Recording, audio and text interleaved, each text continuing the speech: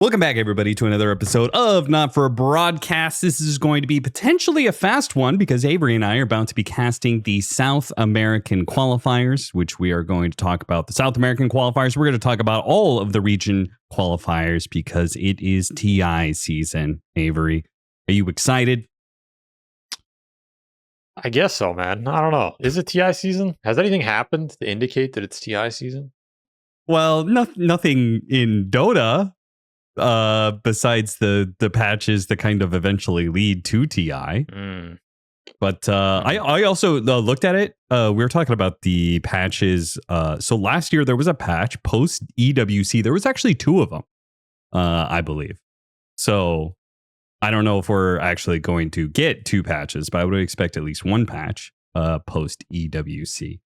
Oh, who cares about patch, man? Give me the hats. I want the hats. People want something. Honestly, I kind of agree with Reddit on this one. Hold up. Wait a minute. Avery's agreeing with Reddit. I mean, not really, because I think their point's idiotic, which is like there's this really vocal minority that represents probably like 0.1% of the Dota player population that is actually upset they don't get Arcanas and everybody else doesn't really give a fuck.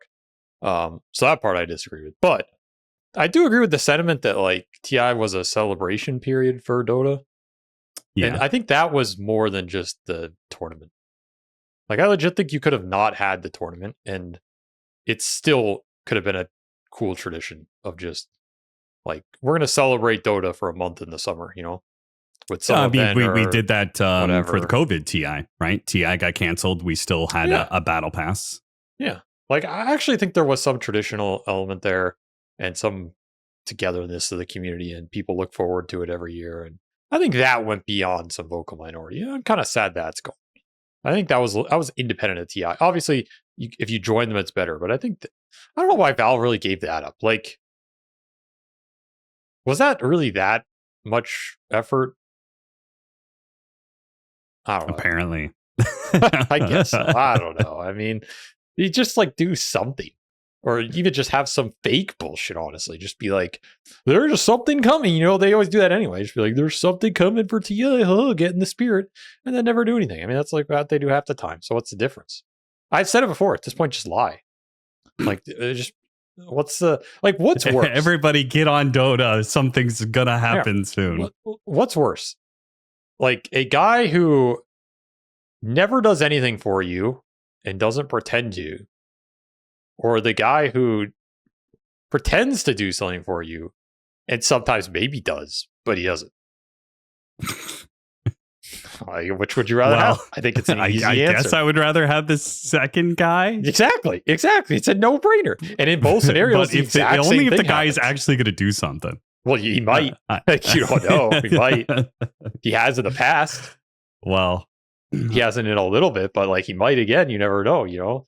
So I don't know. That I'm a little sad that I feel like that element's gone. Like to me, this doesn't feel like TI season. I just feel like there's going to be some tournament in Shanghai, and I think once we're there, and it's like usually halfway through, it starts to feel like TI because the pressure ramps up. There's a lot on the line, and especially the last few days, and that's always a lot of fun. But I don't feel like there's any anticipatory feeling in the air. I'll be honest. Could it be maybe the letdown of another season ending for you? What does that mean? Like the NBA finals happened recently. Oh, that is also sad. Yeah, I was thinking about that today. Like I woke up.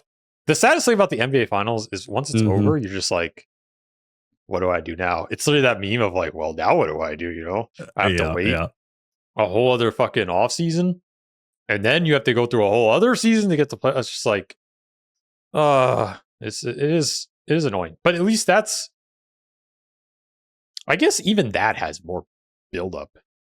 Honestly, I don't think the NBA does a good job of like building into their celebratory season either, to be honest. But at least it builds into it because it's a league. Like a league structure builds into it inherently, and because Dota has no league structure, there is no inherent build up. Even if you had the old major system, or you had like the Boston major system, right? You had these two or three big mini tournaments. Even those alone with nothing else created hype towards TI because it was like a little sneak peek of, it was like a little mini TI, you know? It's like, oh, who's going to do well in this like little high pressure cooker, and you got a taste of the pressure that's TI. Like even that built into it, I think. But now it's just like, yeah. Well, we finished our 21st online gambling event, and it's TI season. And I'm like, wait, what? Like yeah, at this point, I'm begging Valve to just give us the Counter-Strike-esque majors, where they just hand it off to a tournament organizer. Well, they just did that, simply right? to incentivize one of these tournament organizers to actually, do like a kind of big event instead of just ESL One Birmingham. To be honest, it is the only event that actually like feels it has a grandeur to it. I don't think any of these events want to do that. Otherwise I know they don't. But maybe the only reason they do it is if Valve subsidizes it, and that ain't fucking happening anymore. No. That time is coming past. Or they introduce something like stickers that can subsidize it through making everybody money. Which, well, remember they also kind of been a failure. That. So, well, the thing is, they invented it in Dota, and then they killed it in Dota. So I don't think we're going to have that back in Dota. The compendiums inside the game? Yeah, the cosmetic revenue share. That was a Dota invention before it went to CSGO. And then they literally killed it to Dota, ported it to CSGO, and everyone's like, look at how great the CSGO economy's doing. It's like, what the fuck just happened? That was the greatest trick the devil ever pulled. That really would be one of the more ideal scenarios for sure, is if Valve allowed tournament organizers to be able to monetize inside the game in some way, but I don't know if that's ever happening either. Imagine I feel like they're more likely to subsidize, actually. That is more likely because it's not work on their end. I'm just saying, imagine they did to CSGO what they did to Dota. Can you imagine the revolt that would happen? The rebellion. Like imagine they went to CSGO and they're like, yeah, these stickers are making people other than us too much money, so we just got to get rid of the entire system. Just overnight, they did. That's literally what they did in Dota. Just imagine they did that. Like, what the fuck would happen? I'm sure Valve have thought about doing something like that. The problem is that stickers, there is no good replacement to stickers, really. Like in Dota, it's like cosmetic for heroes. Everybody has heroes. Like, what are the cosmetics that you make around Counter-Strike that are not stickers, right? Like the skins that they have for guns and stuff are really, really fucking cool. Some of them are amazing, but stickers themselves are kind of, I don't know. I feel like they're not as easily replaceable. Plus, there's the hype market around it also drove like a lot of craziness. I feel like we need more. If you want to recreate that economy in Dota, you need to do stuff that's incredibly annoying. And I'm not going to even say it to support it. Yeah. But like when you kill someone, some bullshit pops up on their screen, It's like unavoidable shit like that what triggers and annoys someone. People would buy the shit out of that. But once again, I mean, there's a lot of stuff people would buy the shit out of in Dota. Valve just doesn't want to sell it, which I respect, honestly. Again, I respect that. Like, yeah, a good example is all the various stuff that Heroes of New Earth had. Heroes of New Earth definitely took a much more aggressive approach to the in-your-face cosmetics, such as killing somebody, and if you taunt them and you kill them, you put them in a dumpster. Mm-hmm. That would sell like gangbusters in Dota, but it would be annoying. So, back to TI qualifier. So last episode, we had so many things to get through. We did not get to predictions for the individual regions. And since we're going to be covering South America, let's start with South America. Avery, is this just a 2-team region? No. Or is there a third team? Or maybe even a fourth team? Okay. It is not a 2-team region. I think it's a 2 tier 1 team region in LGD Playtime. Yes. But when I was looking through it today, you have a Kataro team. The Red Hot Chili Pibble. I don't know what the fuck that means, but I think they could win some games. And I think the true dark horse is Amaru. The K1 Hector team.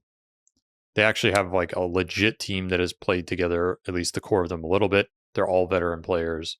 Yeah. They are actually pretty good. And of course, Team Nemesis, perhaps the true dark horse, right? This whole... So it's about saying, I was like, well, Amaru, the big dark horse, and Nemesis, the true dark horse. They're the darker dark horse because I think aren't they Amaru, the lighter dark horse? Like, isn't the darker dark horse like the farther away they are from being able to get first place, the darker the horse, aren't they? No, right? Because they're just spookier. Like, oh, okay. I think Amaru is a true SA team. The Nemesis is like some weird experiment. Like, this team's got Moldovans, it's got Americans, it's got Thai, it's got SA coach. Like, this team's all over the place, bro. So I don't even know what they're either gonna demolish this qualifier or just bomb the fuck out. I don't think there's a middle ground for this team. Where I think Amaru is like, I kind of expect them to play some solid games. I don't expect them to win it, but I think they'll put some solid games. Of course, there's Parker, who's playing right now. Yeah, can't ever count Parker out. So I actually think this qualifier is pretty entertaining. We'll see what happens. I think LGD, Playtime, Amaru, Nemesis are my top 4. And I kind of expect somebody to get a very sad ending out of that 4. But who will it be? I don't know. I mean, I think LGD has the best odds here in a vacuum. But anything can happen in the regionals. Yeah, I won't lie. This is maybe the first time the SA qualifier I've been left going like, man, this might be like one of the strongest regional qualifiers.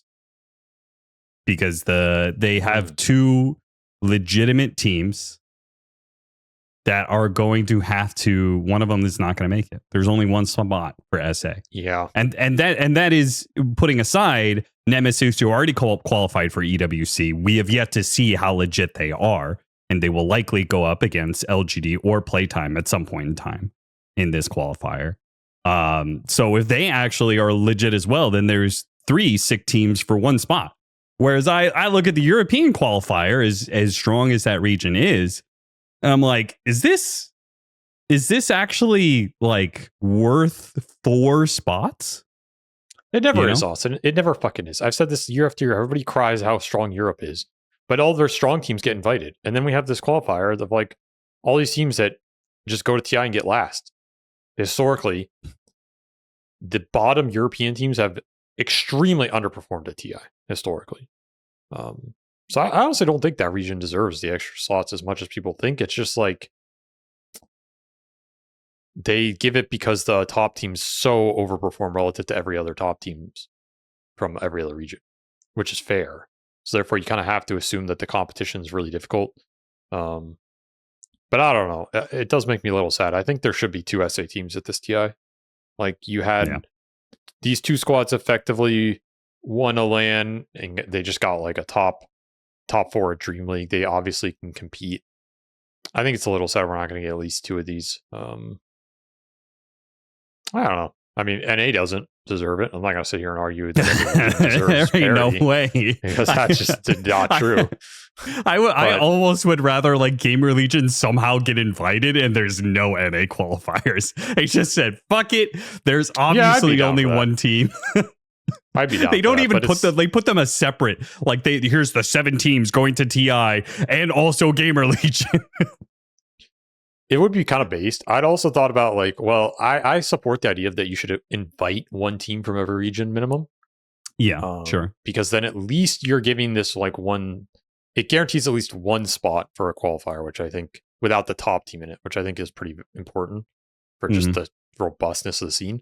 But the issue is the NA. Like, what do you do about this NA? Because that 1 NA slot is just, like, literally there's not a team that exists at this point. But I actually think that's hella based. Like, I think Valve should do that anyway and just surprise people. Just be like, we are inviting GamerLegion, and now there's 1 slot from NA.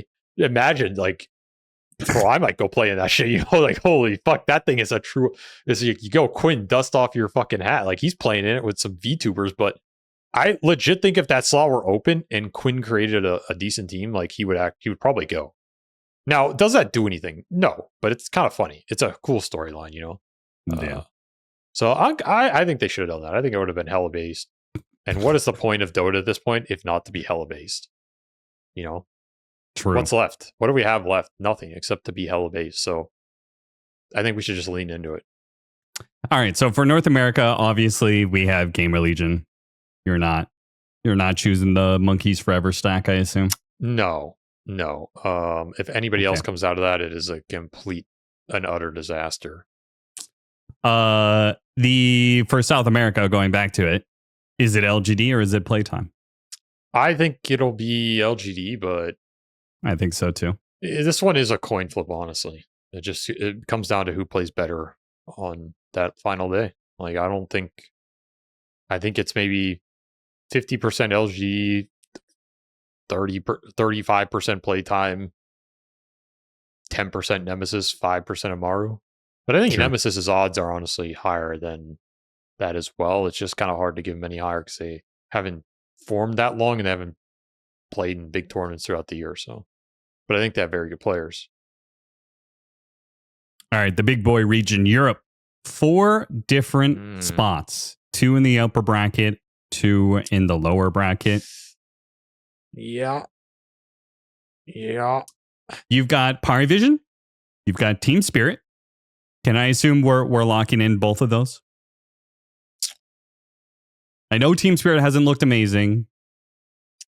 Pari is a lock for sure. Pari is 100% a lock. Yeah. Spirit is like at 80% lock. Like I can actually see them choke this, but you're not going to not pick them. You're still going to pick them. Yeah, I'm going to pick them. Okay. So that leaves 2 slots left. You've got Navi, Mouse, Virtus Pro, Nigma Galaxy. Okay, so those are the like established. They were invited to the qualifiers, right? Then you've got the very, very many open qualifier teams. Liga Team, Rune Eaters, Yellow Submarine, VP Prodigy, Power Rangers, Enjoy, Team Bald, ICX Insanity, Modus for Kiki Bamboni. Any of those, did you watch any of the qualifiers? Do any of these looking through the rosters, or any of these teams looking out to you? I think Rune Eaters, Yellow Submarine are the most interesting. If I'm going to pick one out of these, it's going to be Rune Eaters. I think the Yellow Sub and VP Prodigy have some like interesting players to develop, but I don't think they're going to make it through this one. Okay, fair. Rune Eaters, I think, have like that 0.1% chance, if they're in really good form, they might actually do something, but I also don't suspect it. I think it's just going to be Pari, Spirit, VP, and the last one's a fucking wild card, dude. It really is. It's surprising that like VP is kind of like the third strongest. Yeah, I think they are. Not even strongest is in like ceiling, but it just looks like they're more consistent.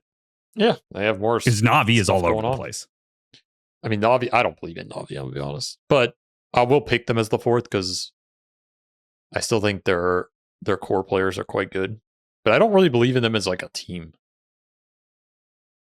They do have a very good qualifier record, though. They mostly just like choke on LAN, but their qualifier record's quite strong. So they'll probably make it through here. They're probably very favored. Do you believe in Samael carry? No. This Nigma squad is...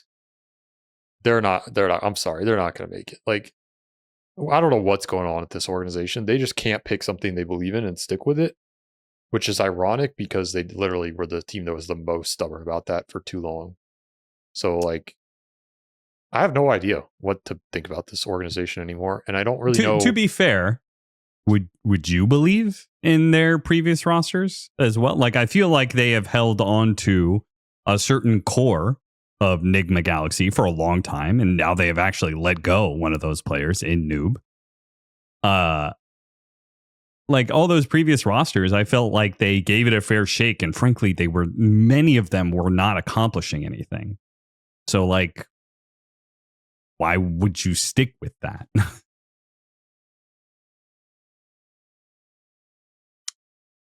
I don't know, man. I think it'd be cool if they succeeded. I mean, they had a pretty solid run at TI last year. No one really believed in them, except for me early on in the year. If you remember, I did call that. Mm-hmm. You did. So I'm not a Nigma Galaxy hater. Like, I was one of the few people who believed in them from the start of last year, and they delivered. I think they delivered, and that was very cool to see. So I'm not biased against this team, but I'm not feeling it, man. I'm not feeling whatever this version is. I don't know. Unless we get like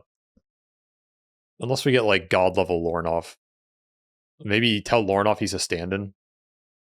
Like, don't sign him. Just tell him he's it's kind of a stand-in scenario. This team is not going to stay together if they fail at this qualifier, maybe, I assume.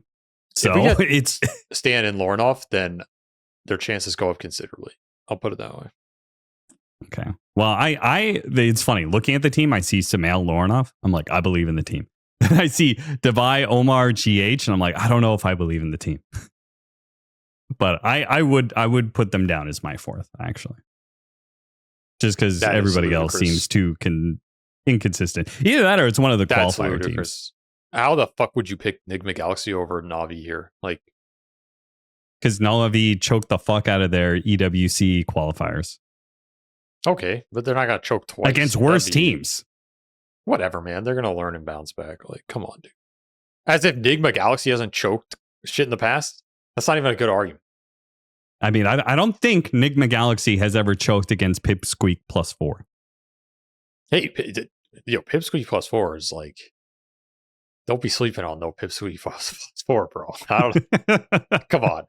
What kind of flame is that? Come on, take that back. I won't. China. China actually has 2 spots. Did you know that? Well, it's China TI. Yeah. It was China TI, so they invited 2 Chinese teams. That's right. So, I mean, I don't know. One Chinese team. Vici Gaming is gotta be one of them. Yeah, Vici will make it. So who's the other team? I mean, I really hope Kaka makes it because that would be fucking hilarious. And Yakult brothers? Well, it's Yakutou brothers now. Whatever. Refuser's kind of an interesting team. I think they're actually like one of the next strongest on paper. Monet, Paparazzi, Yang, Bobica, Pelosin. That is a pretty stacked open qualifier team. I don't believe in their support duo at all. I'm going to be honest. I'm just going to straight up playing it here. But, my personal bias for Bobica. But yeah, I kind of, actually, I don't believe in this team. I'll say, I also think a Game Master is interesting. Fly, Moon, JT, PYW, TK. Yeah, this team is like kind of low key stacked. I think as long as Moon is still even 80% of what he used to be, which is a big question. Like, we have no fucking idea. I always like JT. I wonder where this guy's going. I think PYW is quite skilled. Fly, TK are kind of the wild cards on this team, but I think they're actually pretty good. I assume these guys they are did just lose washed. round 1 though. Yeah, they did lose round 1, so they're kind of washed, so they're probably out. In fact, we can kind of look at. We already have. Yeah, we've already hit the first round. It's Refuser versus Resilience. In the upper bracket semifinals, Yakult Brothers versus Vici Gaming is the other upper bracket matchup. I'm gonna go with the Refuser here.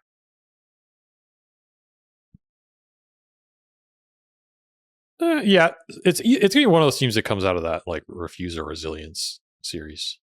I am down to see Yang on LAN again. Yeah, something about this guy. He just wins, dude. He's like bad, but he wins. I don't really get it. I mean, he used to be really good. Now he's kind of bad, but he still wins because he's Yang. Can't stop Yang. Let that be the lesson of the day, everybody. And the Southeast Asian qualifiers. 1 spot. We got REKONIX, who qualifying for goddamn every single LAN and then end up getting last. We've got the shit show that is OG. God bless him.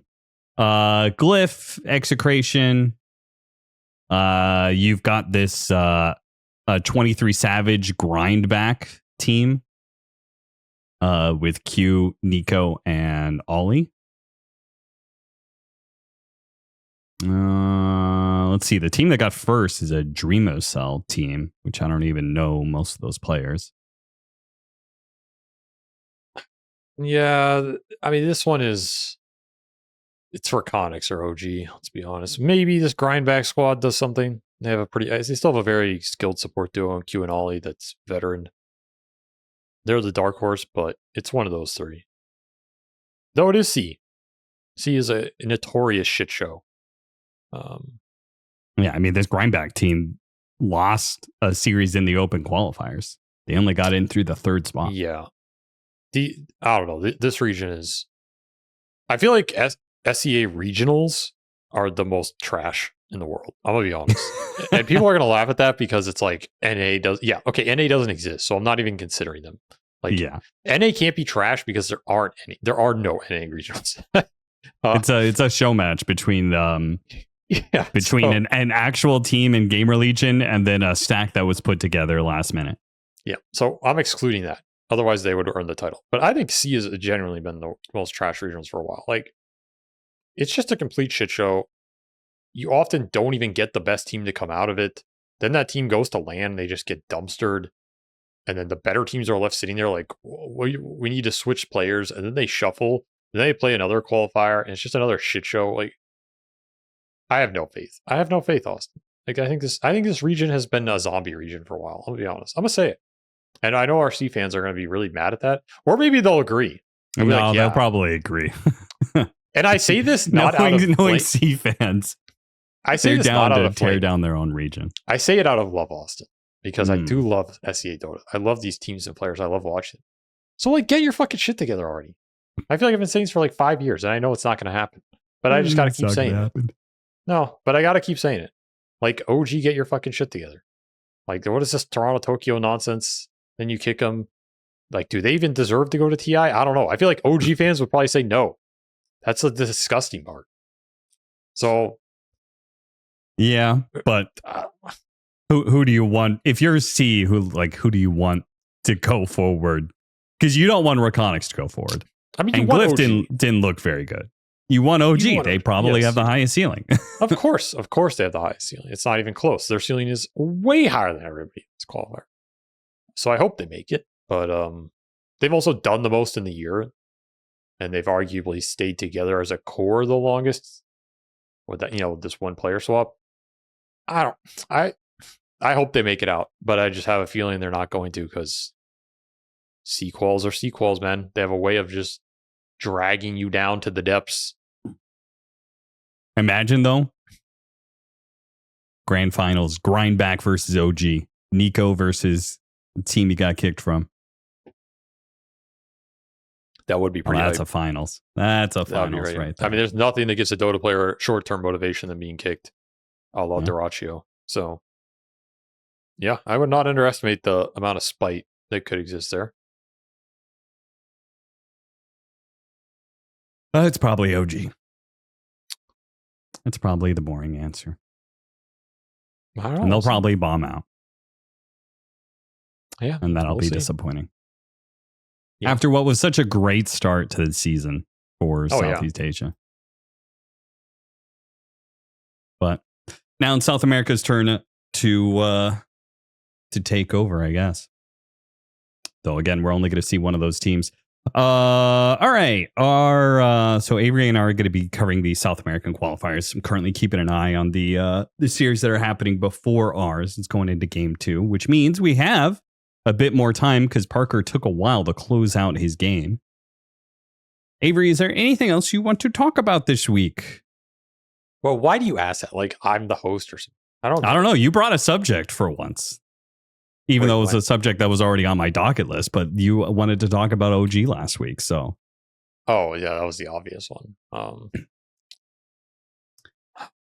I don't know, man. I don't really have anything crazy, I guess. Other than I didn't expect you to. I don't know.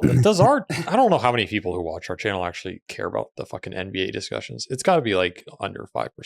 It's a pretty high percentage North American viewers. That might be true. I honestly think they're interesting discussions because, again, I think there's so many parallels between it and Dota. Those are the parts I think are interesting, not to like the sports ball. Like I don't really care about sports in a sense of the actual sport. I care about it in terms of the storylines or the memes.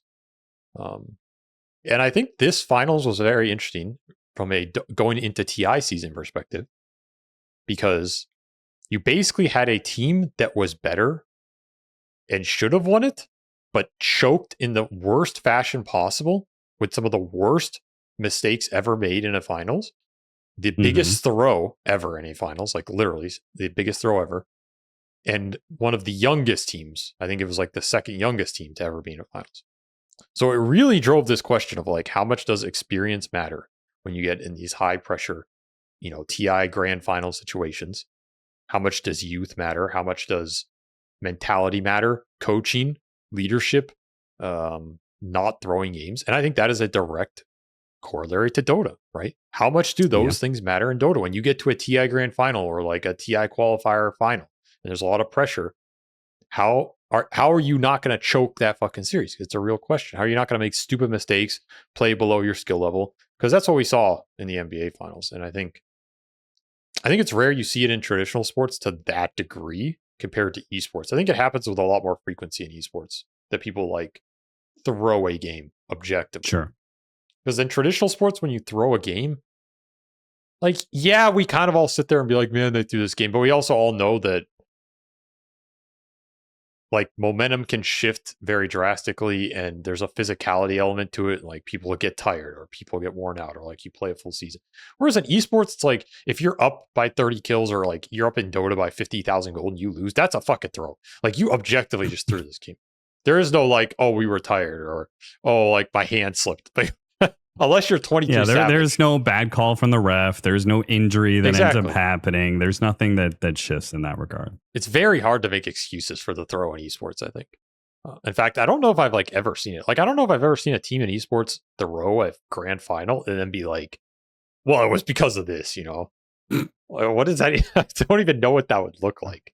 I'm trying to think through the history because we have heard specifically from Falcons that the veteran leadership in Snake King and Crit was like a big part of them being able to lock down the TI finals, right? Like they actively talked about that. We had I think the youngest team in modern Dota to win a TI that were almost all like young up and comers was Spirit, right? It probably has to be, right? I mean, yeah. Because even then, like Maposhka was the old dog there, but Maposhka had never been anywhere close to a TI final. No. He if I remember correctly, he probably got he probably got a top. I think he got like 5th, 6th on Empire at some point in time or something. But like he was never in a TI grand final situation like that. And then they had their coach, Silent, also an older dog, but similar situation, had never been in that sort of spot before. So I do think it's interesting. Most of the time, these teams that lock down the TI finals are usually the ones that at least have some veteran leadership. And and I'd be surprised if that's ever not the case. I think it'd be really hard to win a TI grand final without at least someone over like 22 years old. Is that even a youth cutoff? I don't know, but yeah, I mean, just imagine a Dota team with 5 19-year-olds winning TI. I think that would be utterly absurd. I think there's too much value in experience, knowledge, understanding the history of matchups and drafting, understanding what to do in important moments. And I think most importantly, what is important in big moments. I think that's really hard to know unless you've been there and fucked it up and learned. Like, I know it took me many years to learn. I know these guys like Snaking. And talking to Snaking over the years, like I know his view of what's important in the moment has shifted considerably from where he was at the start of his career now. Mm-hmm. And that's not something you can go read in a book or really learn on your own until you either have veterans on your team and you learn it from them or you go through the process yourself. Like there is no other way. You can't just sit here abstractly and try and think about it because again, you don't know what you don't know. So there's a lot of that in Dota. And I think that is what ups the value of having veterans and veteran coaches and that experience in rosters, maybe more than a lot of other esport titles or even some general sports titles where you can get away with a little more. Because, like, I don't know how much of that you need in a game like CSGO. There's no way you need as much, but I feel like if you plotted it like logarithmically, it's basically 0 compared to Dota. I think that's how big the gap is in this area. I'm sure they would tell me I'm wrong because they would feel that, but I think objectively, like it's not a criticism of the game. It's just it's a different genre. Like, you're not sitting there as a coach in CSGO having to think about like, oh, what did this map look like 10 patches ago, and like how this team played it, and like what does this draft matchup look like now based on my knowledge of how this matchup has changed over 10 years. Like, that kind of, I don't know what that kind of shit exists in like almost any game. It's a really weird aspect that just gets overlooked because it's very hard to talk about it. But that's how these veterans think. Like, they're going to pull some shit out of their hat that they learned like 8 years ago, and it gives them like a 1% edge. And you're like, what the fuck? Where'd this guy get this shit from, you know? Why? I agree with what you're saying. I think I disagree with the overall premise. That I do think veteranship still matters quite a bit in that game, just for a different reason. Oh, that's entirely possible. I was just talking about this one aspect of like, I'm saying this aspect makes it matter in Dota a lot. Right. Okay. But I can see that. I think veteranship in these other sports and stuff, that obviously matters a lot, right? But probably just I would agree with your point that there's other factors there for sure. The other team that I was thinking about was Wings. Wings obviously was, came into that season. Yeah, but Blink was like 50. Players. So he Blink kind of definitely upset things quite a bit. But like, none of them had been to TI before, right? True. And I still don't even think they had a coach. Like, I've never confirmed this, but nobody has told me who was ever coaching this team. And my understanding of like when they were at boot camps and stuff, there wasn't a straight coach there. So that's also kind of interesting. But going back that far, it's also like how much veteran leadership was there in 2016, right? Like, of course, there were the Kuros and Puppies who had already been playing for 10 years at that point in time. But most of the players had been around for, 5 years. So it was a little different. I mean, I think there's still a good argument for it. China had some very strong veterans who were viewed as like, if you build a team without these guys, you're a dumbass. And I think that's why Wings got ostracized a little bit. They weren't really part of that mainstream old school Dota Chinese community. From a fan perspective, from a fellow teammate perspective, right? Like, they didn't have any of these Zhao 8, ROTK, Burning, guys that built the roster and kind of fathered them into the scene. And I remember going into that TI, I don't know how much of this I should say, but some of these TIs have had some information shared amongst the Chinese teams regarding scrim data. Yes, I have heard these. Yeah. This is true. There were TIs in the past where there was like, I remember there was a physical binder that got passed around amongst the Chinese teams that just had all of the scrim data for all of the Western teams they had played, and they pooled it to give China an overall advantage. Is this cheating? Yeah. It kind of is. It's very unsportsmanlike given the situation. It's that for sure. Is it cheating? Very hard to say it's cheating because there's no actual rule book on this shit. And that's like almost impossible to police, but it's sus as fuck, put it that way. It's really BM. Now, the irony is that at TI6, while all this scrim data was being shared, Wings was the one team that they did not share it with. Yeah. So, like, even within this Chinese scene, Wings was ostracized. They're like, fuck these guys. Like, they're some like new kids on the block doing their own weird shit. We don't like them. And then they ended up winning without the scrim data. So maybe the scrim data was what was holding China back for a long time, if you think about it. They were sabotaged by Western teams. I would say that the history of China, they've done very well at many of the previous TIs, which is also part of the reason why there was that pressure in the first place, right? There's a lot of pride for the region, how well China would usually do at TI. Sure. We had the back and forth, West versus China, pretty much. Every odd year it was OG, because it was supposed to go back to LGD TIA. Nah, I'll tell you, it was that fucking newbie squad, dude. at TI7. Okay, but they weren't supposed to win that year.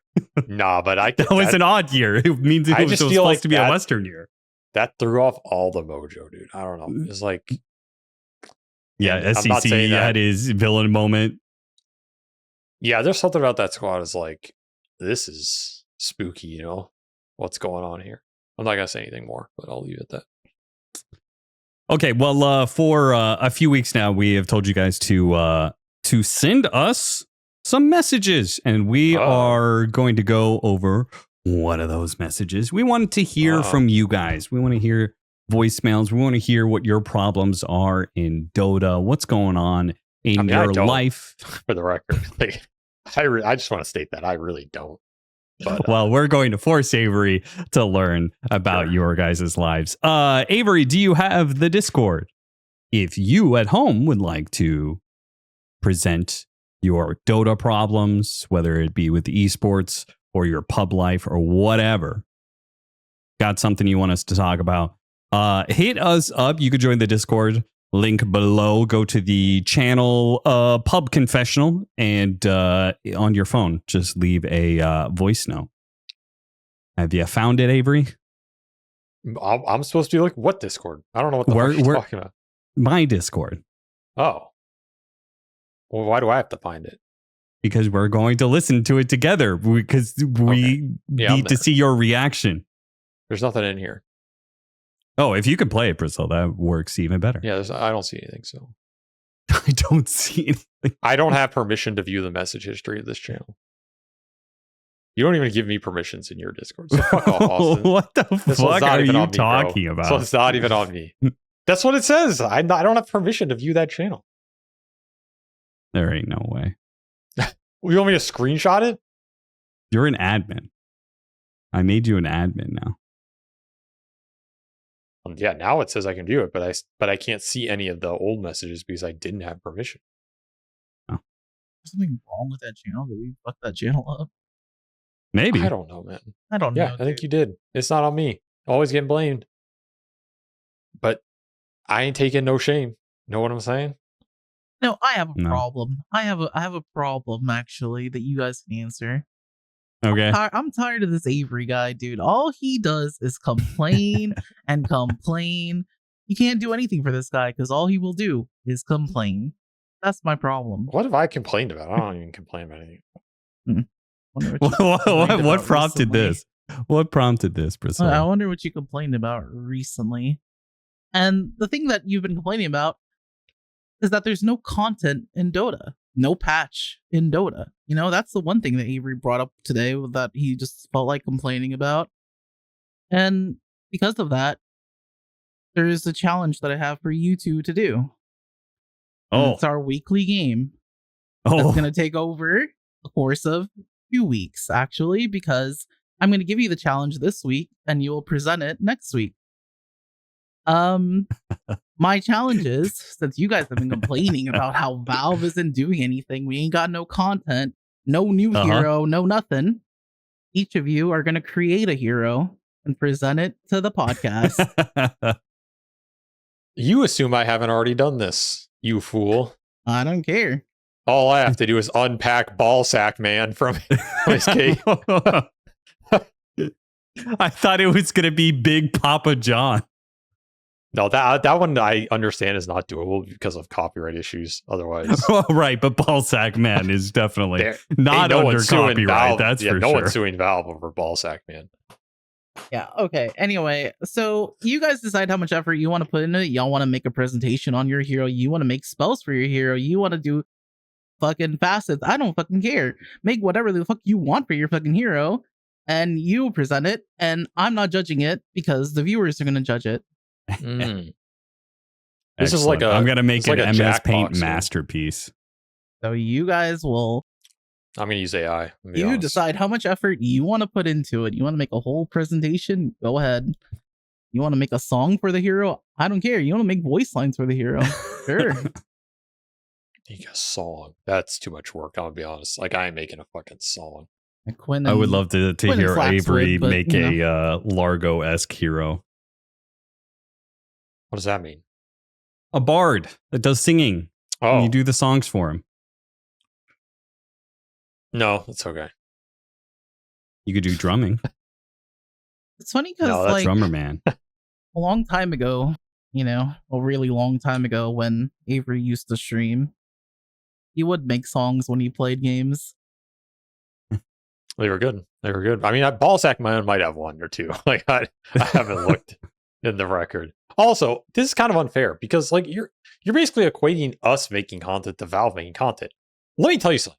If I worked at Valve and got paid the equivalent of like $1 million a year in stock options and fucking bonuses while having their facilities, I'll be pumping out heroes, dog. Like I'm pumping them out left and right. There's a hero every breakfast. Gabe Newell's getting a hero docket on his desk. Like they ain't no fucking around. So this is not an equivalent. All right, this is not an Avery's got the warehouse like at the end of Indiana Jones, just crates and crates full of heroes. Hell yeah. I'm slipping him under his door at night. Like this motherfucker, he's got heroes on his yacht. He's going scuba diving, finding his submarine. There's heroes on the wall of his submarine. Like they're in his mind because this is my job. But right now, it's not my job. This is not my job, Austin. Our job is to complain. Exactly. And I do my job.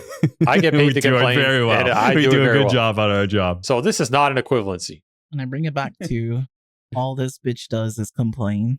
And you know what? If they keep paying me to do it, I'm going to keep doing it. So, you can go change capitalism and let me know how that works out.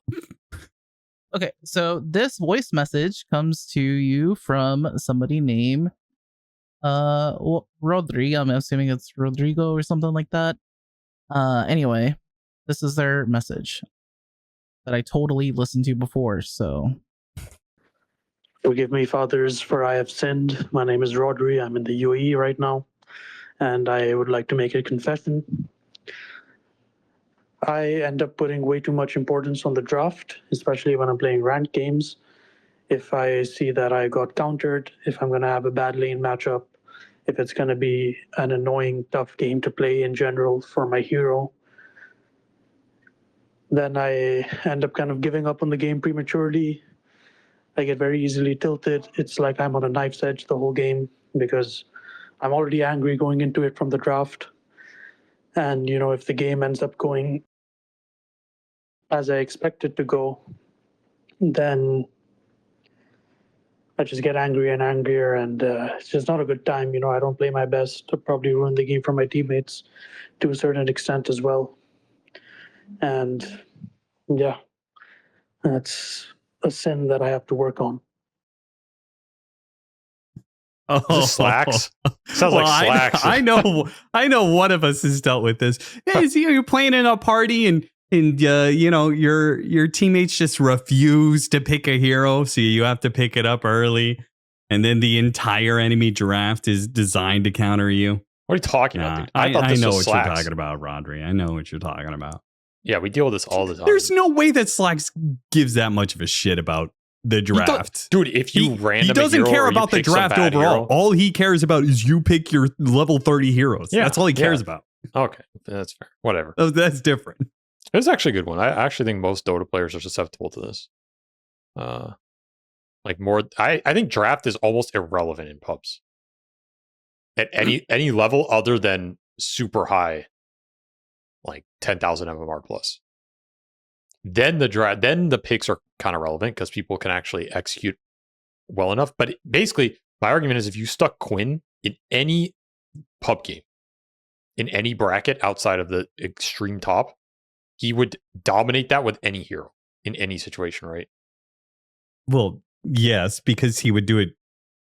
I mean, a big part of it would just be purely based off of mechanics. He would out CS the other guy 10 to 5. Exactly. So that's what I'm saying. Like at any brackets, okay, but this guy is playing amongst people of his own skill. Oh, I know, but I'm saying you can always outskill people in Dota. And but specifically he can't because he's in the same skill bracket as people with him. Maybe he can have a game where he overperforms a bit, but the average game where he is outdrafted. I disagree with this mentality that like draft just straight up doesn't matter the lower you go. I think it matters less. I will agree with that, but I I think it's still going to fucking suck if you're playing some matchup, some mid lane matchup against a Huskar or some shit. Okay, then my advice is embrace the suck. That's what you got to do. You got to be like, all right, I'm heavily counterpicked. This game's gonna suck fucking ass, but let's see what I can do from a position of sucking ass. And I think that's kind of fun. I actually like those positions where it's like, this is a good challenge. Like, because I'll counterpick myself in a lot of the pubs I play because I think it's more interesting to try and play through matchups and overcome a counterpick instead of like, imagine you see all 5 heroes and you just pick some hero that's perfect for the game. What's the fucking point of that? Come on, it's like Quinn's thing. Pick a real hero. Who last picks Pangolier? Kind of loser last picks Pangolier, right? But the man who first picks some like, I don't know, what's some easily counterpicked hero? First pick Drow or something. That's kind of interesting, Maybe not in this meta. Rodri, I one thing to say. Go ahead. Avery never first picks. First of all, he always gets last pick. He forces. Yeah. You force it. Yeah. You fucking force it. And now you're but I just never counterpick the enemy. Okay, but now you're just no, but you never get counterpicked. That's not. No, I counterpicked myself. Dude, the last game we played, the guy first picked Mars, and I last picked Wind Ranger. That's true. It was a terrible Wind Ranger. He has done that. He has done that a number of times where he has forced him a last pick scenario and he picks some dog shit. Yes, because I want to create a playing field where I'm going to challenge myself and get better. Okay, well, normal people aren't doing that. Normal people, they want to go and they want to play some Dota and they want to feel powerful and they want to fucking win. All right. So, Rodri, don't listen to Avery here with his intellectual. This is a challenge, and I'm going to mentally build myself in order to try and deal with this. You're undervaluing and underselling the Dota community right now. Like, shame on you. Fucking shame on you, Austin Walsh. You think people play Dota to have fun? No. You think people play Dota to feel powerful? No. They play Dota because they know they're better and smarter than the average person. All right? That's why we're here. And that's why every Dota player wants to get better at the heart of it. The fun of the game is improving and ranking up and getting to a higher bracket so that you can spit on all the people in the lower brackets and be like, haha, I'm not as bad as you, dumbass, because I improved and got better. So the mentality should always be to improve and get better and challenge yourself. And I'll hold by that till the end of time because I respect the Dota community and I think highly of them, unlike you, who think they're just animals rolling around in the Herald. I do think they're animals. I do think they're animals. And there I'm one folks. of them. There it is. And I'm one of them, and I'm one of those animals, and I'm in the slums like these guys. I'm not up here in this lofty pro player S bracket. All right. So I'm gonna give you some advice from the fucking muck, from the dirt. All right. You're playing some game. Your fucking dickhead teammates, whatever fucking pub you get into, they all want to play carry or whatever the fuck. Everyone's arguing about it. Gold's ticking down. You're losing gold. You have to pick a fucking hero. You're going to pick your fucking off lane or your mid hero and get counterpicked by like 3 heroes. All right. Here's what you do. Okay. Mentality wise, this game has no longer become a game of Dota. It's become a game of spite. All right. Because all those dickhead motherfuckers on the enemy team who saw your hero and counterpicked you, all right? Yeah, the game is going to suck. And that's where Avery's right. You got to embrace the suck. But the trick is to make the enemy feel like fucking dicks for doing the counterpicking, all right? You got to show them that you're better than them and that despite the counterpick, despite the bad matchup, despite the lost gold, all right? You managed to beat them. You go in lane, you go fucking 0-5, you come back in the mid game, you fucking tip, all chat. Do whatever you can, all right? Use all that anger that is building up inside of the counterpick and the bad draft shit, and you fucking projectile vomit it at the enemy, all right? That's my advice, all right? That's the real fucking shit pub matchmaking in Dota, all right? That's the mentality you got to have. I don't know. I don't know if I agree with that. It kind of sounds unhealthy, but yeah, maybe it'll work, dude. I don't know. I'm not a therapist, so I guess whatever rocks your boat. I like the spite angle. I think that's pretty good. I mean, it's a miserable situation. You just got to, project out that misery as much as possible to other people. That's the only way to get by in Dota 2 matchmaking. Yeah, I feel like I was taking the approach of like, turn that spite into motivation and become a better person. You kind of are just taking the angle of make someone else's life worse. I don't know if I agree with that on moral principle, but I mean, hey, if it gets you to the dub, it gets you to the dub, And that's all that matters. Rodri, thank you for giving us a little look into your Dota playing. If you guys at home want to be able to do the same, just go to the Discord, leave us a message. We'll be listening to these on and off over the weeks. But that kind of closes out this episode because we got to go cast the South American qualifiers. We're going to be casting that for the next 4 days, I believe. Mm-hmm. So maybe this episode is released. Maybe you are just in the nick of time to watch the SA Grand Finals, which should be a banger. Other than that, thank you for watching another episode of Not For Broadcast. Goodbye.